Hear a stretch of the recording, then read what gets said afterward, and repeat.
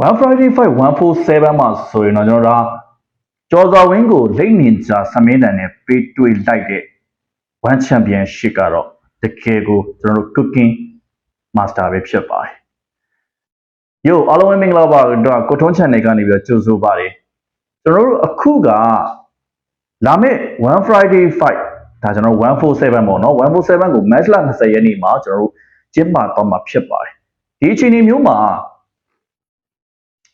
ကျော်စွာဝင်းအနေနဲ့ကျွန်တော်မြန်မာ fighter ကျော်စွာဝင်းအနေနဲ့ကကျွန်တော်တို့ Thai fighter ကျွန်တော်အားလုံးကသိတဲ့လိမ့်နေကြလို့ဒါနာမည်ပြောင်ရထားတယ်။ဘာကြောင့်လဲဆိုတော့ပွဲထွက်လာတိုင်းမှာကျွန်တော်လိမ့်နေကြပုံစံမျိုးဝစ်စားပြီးထွက်လာတတ်တဲ့ကျွန်တော်Thai fighter စမင်းတန်နဲ့ကျွန်တော်ထိတ်တိုက်ပြီးတွေ့လိုက်ပြီးဖြစ်ပါတယ်။အဲ့တော့ကျွန်တော်တို့တစ်ခုစဉ်းစားရမှာကကျော်စွာဝင်းဒီကျွန်တော်ပထမပွဲစဉ်တုန်းကကျွန်တော်ဂျပန် fighter ဟိုကဆဲတူကိုသူ့အနေနဲ့ပွဲစားအဆုံးကျွန်တော်တက်စီကနေပဲကျွန်တော်အပေါ်စီကနေပဲလုံးဝထိုးသက်သွားနိုင်ခဲ့တဲ့အနေအထားမျိုးမှာပြည်သက်တွေပေါ့ဒါမြန်မာပြည်သက်တွေကကျွန်တော်one ပြည်သက်တွေကကျော်စွာဝင်းနဲ့ပတ်သက်ပြီးယုံကြည်မှုတွေမြင့်မားနေဖြစ်ပါတယ်ဒါတစ်ပတ်ပွဲနော်တစ်ပတ်ပွဲမှာတော့ဒီလောက်ယုံကြည်မှုမြင့်မားတကယ်ကျော်စွာဝင်းရဲ့ဒုတိယပွဲအခုလာပြီလိမ့်နေကြစမင်းတက်တဲ့ပွဲမှာကျော်စွာဝင်းဒီကျွန်တော်အားလုံးဒီပြောနေကြတယ်လို့မျိုးတော့လွယ်ကူမှာတော့မဟုတ်ဘူးဘာကြောင့်လဲဆိုတော့တစ်ဖက်ကကျွန်တော်စမင်းတန်ပြန်ကြည့်စမင်းတန်ဒီကျွန်တော်1မှာ17ပွဲထိုးပြီးသွားပြီ1မှာ17ပွဲထိုးပြီးတဲ့အနေအထားမျိုးမှာ10ပွဲနိုင်ထားတယ်အဲ့တော့10ပွဲနိုင်ထားတဲ့အနေအထားမျိုးမှာကျွန်တော်တို့သူ့ရဲ့3ပွဲဒီအလဲထိုးနိုင်တဲ့ပွဲ3ပွဲအနေနဲ့ပါလာခဲ့တယ်ဒါပြင်ကအခုနောက်ဆုံး4ပွဲစတိုက်အနိုင်ရရှိထားတဲ့အနေအထားမျိုးရှိတယ်ဒါပြင်ကကျွန်တော်တို့လိမ့်နေကြစမင်းတန်ဒီအသက်နဲ့23နှစ်ပဲရှိသေးတယ်တော်တော်ဝင်ဆိုင်အသက်လည်းငယ်တယ်ဒါပြင်ကကျွန်တော်အရက်လည်းပုတယ်ဒါပေမဲ့တရှက်တလို့တော့မရဘူးဘာကြောင့်လဲဆိုတော့လိမ့်နေကြစမင်းတန်ဒီသူတွေးရတဲ့ပြိုင်ဘက်တိုင်းဒီ17ပွဲလုံးမှာသူ့ထက်အရက်ရှိတဲ့လူတွေပဲသူဒီ9ပြီ4ပဲရှိတာဖြစ်တဲ့အတွက်မသိကြတဲ့ဘယ်ပြိုင်ဘက်နဲ့ပဲတွေ့သူအနည်းဆုံးတော့သူ့ထက်ရက်ရှိတဲ့လူတွေနဲ့တစ်လက်မှ2လက်မှတော့ရှိမှာပဲဟုတ်လေကျော်စွာဝင်းဒီ2လက်မှသူ့ထက်ရှိတယ်ကဲဒီလိုနေထားမျိုးမှာအရက်ကြောင့်တော့သူပြဿနာတော့ရှိမှာမဟုတ်ဘူးဘာကြောင့်လဲဆိုတော့သူ17ပွဲမှာဒါ10ပွဲတိတောင်နိုင်ရယူထားတဲ့အနေအထားမျိုးကတကယ်ကိုကျွန်တော်တို့သောစာရေးကောင်းတွေပြတ်ထားတယ်လို့ကျွန်တော်ပြောလို့ရတယ်တစ်ဖက်မှာကျော်စွာဝင်းကလည်းကျွန်တော်တို့ဒီမြန်မာရိုးလက်ဝဲကနေပဲရောက်လာတယ်ဖဲတက်ကျင်မှာတော့တခြားလေ့ကျင့်တဲ့ fighter ဖြစ်တဲ့အတွက်ကျွန်တော်ဒီဘက်မှာကျွန်တော်တို့ဘယ်လောက်ထိသူ့ရဲ့စနစ်ကျလေ့ကျင့်မှုတွေကအရာဝင်ခဲ့လဲဆိုတော့ကျွန်တော်မြင်ခဲ့ရတယ်ဂျပန် fighter မူကဆဲတို့ဘလို့မခံစားနိုင်မူကဆဲတို့ဒီကျွန်တော်တို့လုံးဝဟိုပြောရမလဲလွယ်တဲ့ fighter တွေမှာလည်းမပါဘူးဘာကြောင့်လဲဆိုတော့မြန်မာ fighter 2ယောက်နဲ့တွေ့တယ်ပထမတစ်ယောက်အဲမွေးကိုရှုံးတယ်ဒါပေမဲ့စူပါရေချမ်းကိုပြန်ပြီးနိုင်ယူထားတဲ့ fighter ဒီ fighter မျိုးကိုကျော်စွာဝင်းလုပ်ပြသွားတာကအထင်ကြီးစရာတစ်ချက်တစ်ဖက်မှာကျွန်တော်တို့လိမ့်နေကြစမင်းတန်ကလည်းမြန်မာ fighter 2ဦးကိုကျွန်တော်တို့အနိုင်ရယူထားတဲ့အခြေအနေမျိုးကျွန်တော်မြင်ရတယ်သူနိုင်ရယူထားတဲ့10ပွဲထဲမှာမြန်မာ fighter 2ဦးပါနေတယ်မိုးထအောင်နဲ့ကျွန်တော်တို့ဆိုရဒီလိုကစားသမားတွေကိုဒီလို fighter တွေကိုကျွန်တော်တို့အနိုင်ရယူပြထားတဲ့ဓာတ်ပြင်ကိုမှကျွန်တော်တို့လိမ့်နေကြရဲ့မှတ်တမ်းမှာကျွန်တော်တို့မြန်မာ fighter နဲ့တွေ့ရင်ရှုံးမှမရှိသေးဘူး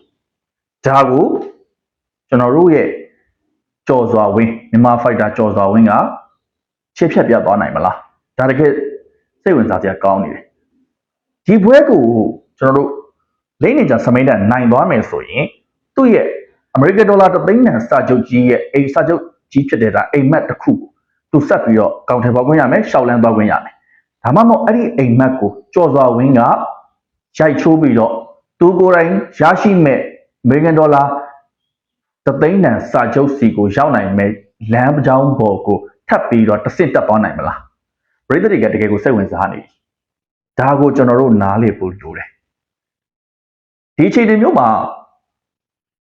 တစ်ဖက်က17ပွဲကစားပြီးသားတစ်ဖက်ကတပွဲပဲကစားရသေးတယ်ဝမ်းတွေ့ကြုံရအများကြီးကွာတယ်လို့ပြောလို့ရပြီမဲ့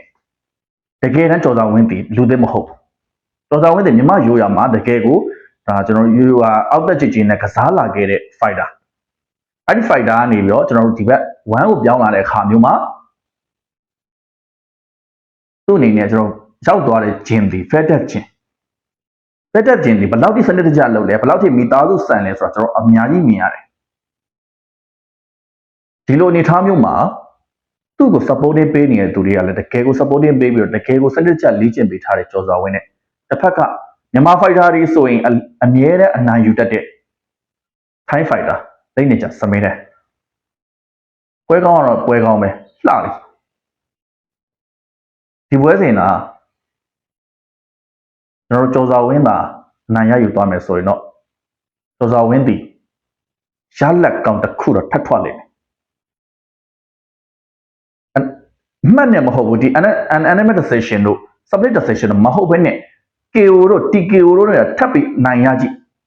သူ့ရဲ့အနိုင်ရမှုနဲ့အတူသူ့ရဲ့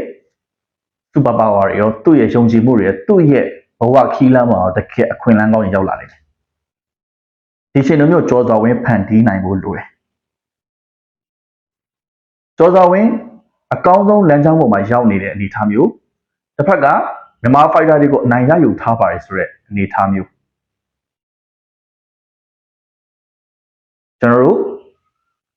လိမ့်နေကြစမင်းတန်ရဲ့အတွေ့အကြုံတွေကို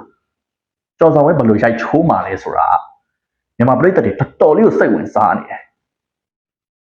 မကြခင်မှာတွေ့ရတော့မယ်မတ်လ20ရက်နေ့ရောက်လို့ရှိရင်ကျွန်တော်တို့တွေလောဘနီမှာ1 Friday Fight 147အနေနဲ့ဒီနှစ်ဦးရဲ့တွဲဆိုင်တကယ်ကောင်းပါတယ်လို့တကယ်ပြည်သက်မျှော်လင့်ပါတယ်လို့ခံစားရတဲ့တွဲဆိုင်ကျွန်တော်တို့မြင်ရမယ်ဒါပေမဲ့အားလုံးထင်မှတ်ထားသလိုတော့ကြော်စွာဝင်းပြီးလွယ်လွယ်နဲ့အနိုင်ရမှာမဟုတ်ဘူး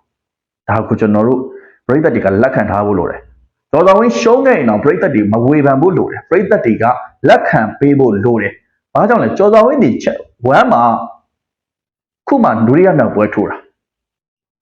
တစ်ဖက်ကလိမ့်နေကြပြီး17ပွဲထိုးခဲ့ပြီးအတွေ့အကြုံအများကြီးရှိတယ်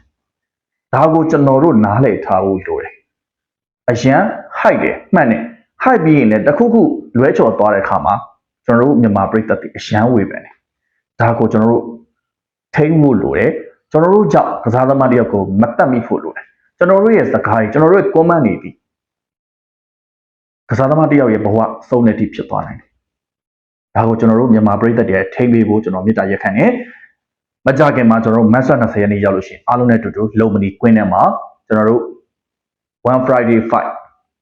147ကြော်စွာမြန်မာ fighter ကြော်စွာဝင်းနဲ့ Thai fighter လိမ့်နေကြစမိန်တန်တို့ရဲ့ပွဲစဉ်မှာပြန်တွေ့ပါမယ်ကျေးဇူးထူးပဲတင်ရှိပါခင်ဗျ